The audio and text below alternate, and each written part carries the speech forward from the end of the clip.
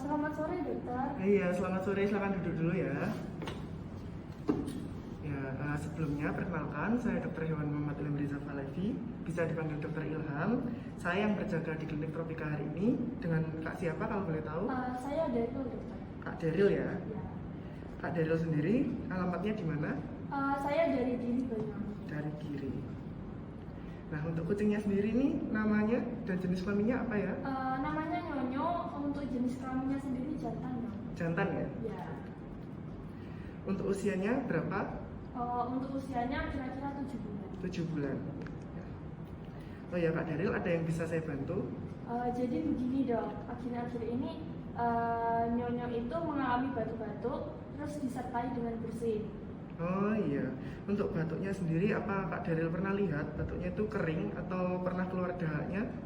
Untuk batuknya Nyonyo itu batuk berdahak, terus disertai dengan campuran darah, dok. Oh, ada campuran darahnya Iya, juga. ada. Untuk campuran darahnya baru atau bagaimana?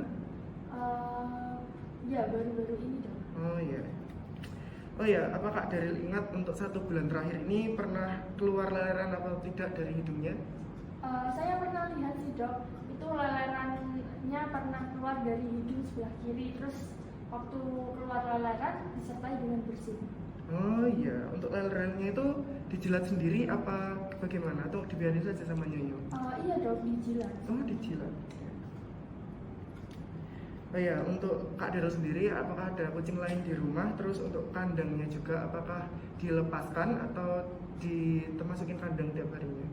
Untuk Nyonyo ini masih ada 2 kucing lagi di rumah, dok. Dan untuk pemeliharaannya sendiri setiap hari saya lepaskan di pekarangan rumah.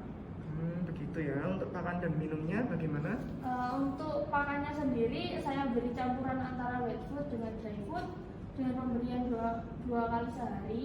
Untuk minumnya terus menerus. Terus menerus. Bagus, Kak Daryl untuk pemeliharaannya. Terus untuk obat cacing dan vaksin apakah sudah pernah diberikan? Untuk obat cacing sendiri sudah pernah saya berikan waktu Nyonyo ini umur 6 bulan.